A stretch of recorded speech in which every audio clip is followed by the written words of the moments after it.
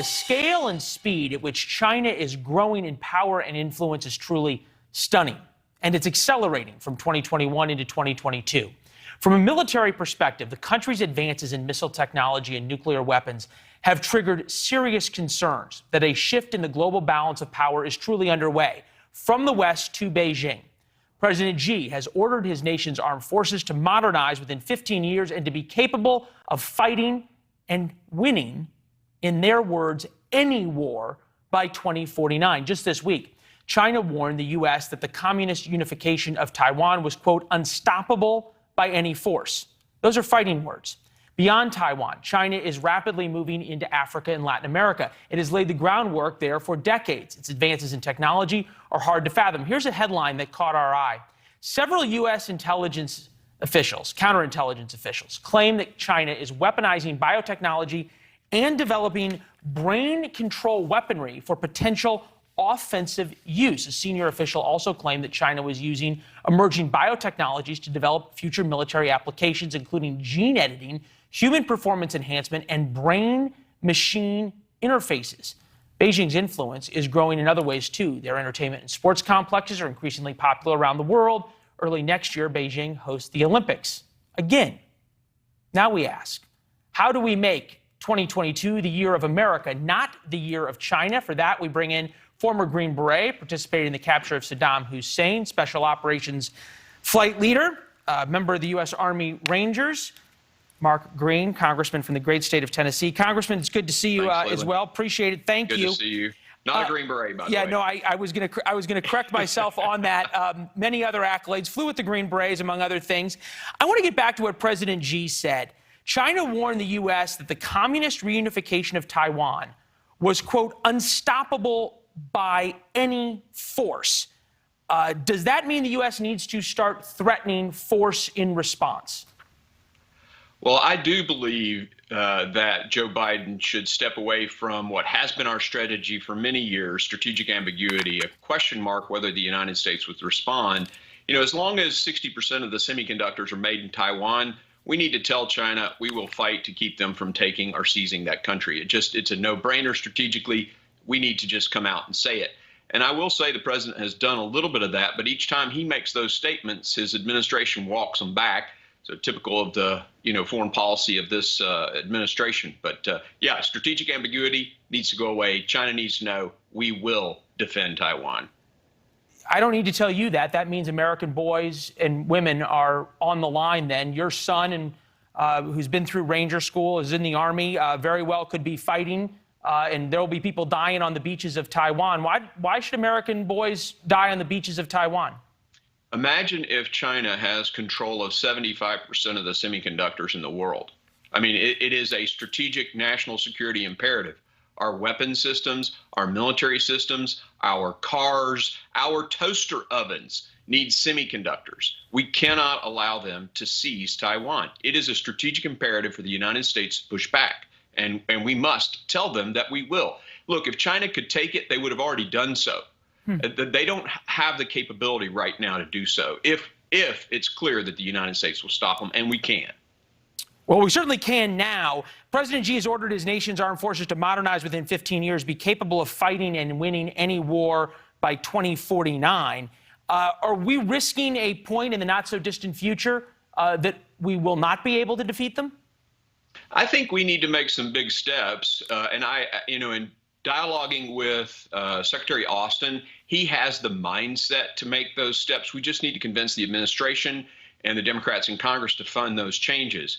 For example, we don't need more aircraft carriers. We need more submarines. If you want to, block a 90-mile distance from China to Taiwan, you need to fill the straits with submarines.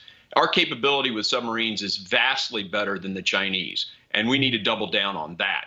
And it's that shift in naval mindset. We need more ships. You remember the Jaws movie, we need a bigger boat? Well, we need more ships. And that's what's got to happen at the administration. They're going to make the decision to do it, and Congress has got to fund it. Yeah, you think about the military comparison now is when it comes to ships already, China has a slightly larger Navy, not more sophisticated than the United States. Certainly more people in uniform, not necessarily as well trained, on and on and on. You think about confronting Beijing and their rise on everything other than the military. We've seen rumblings from the administration they're ready to, but not ready to sort of try and confront them on a global stage or confront their influence. I'm thinking about that China is selling ballistic missile technology to the Saudis. The United States is not. China is building ports in the Caribbean. The United States is not. So Joe Biden hasn't made a good decision on foreign policy yet. And if you look particularly at the Middle East, since you mentioned, the Saudis and the missiles that the Chinese are now building for the Saudis, the failure in Afghanistan, creating a terrorist, basically haven and training camp, the refusal to give the Saudi Arabians precision missiles while Iran is launching from the Houthis' sites in Yemen rockets into Saudi Arabia. Basically, he's pushing away our friends and embracing our enemies, Iran. He wants that Iran deal so bad that he'll push Saudi Arabia into the arms of the Chinese. And it's the same with the UAE deal. He refused to give them. President Trump had approved F-35 fighter jets for the UAE guys. And look, they signed the Abraham Accords. They're with us with Israel. And here this president refuses to give them those weapon systems. So what do? They throw the deal in the garbage and they go buy airplanes from France, which I guess is a quid pro quo for us and what we did with their submarines. But, this president can't seem to get anything right. That perhaps is on the strategic or the long view. Obviously, the Chinese play the 100-year game. Sure. Vladimir Putin plays a much tighter game here, and he's got 250,000 troops on the Ukrainian border.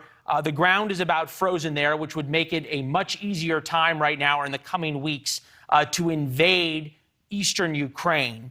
Take a listen to Jen Psaki talking about Vladimir Putin playing the victim and saying why he needs to invade Ukraine.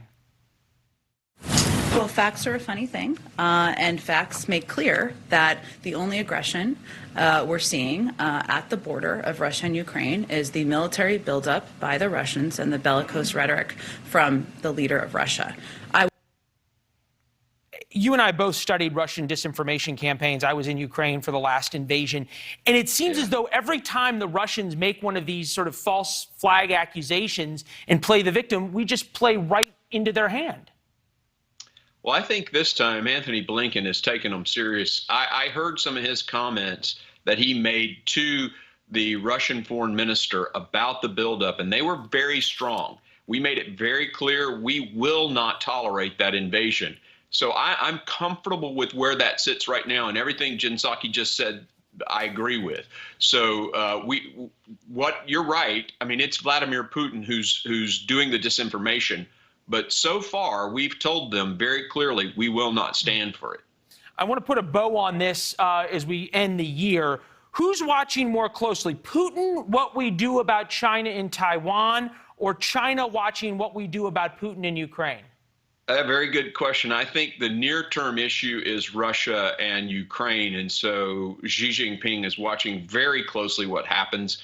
And hopefully the president's rhetoric will match what his actions are. And China will take note.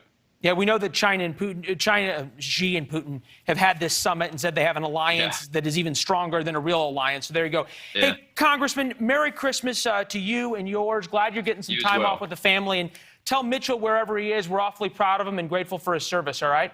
Thank you, brother. Take care. Yeah, thank you, sir. Thanks for watching. Click the red subscribe button below so you can get more of NewsNation's fact-driven, unbiased coverage.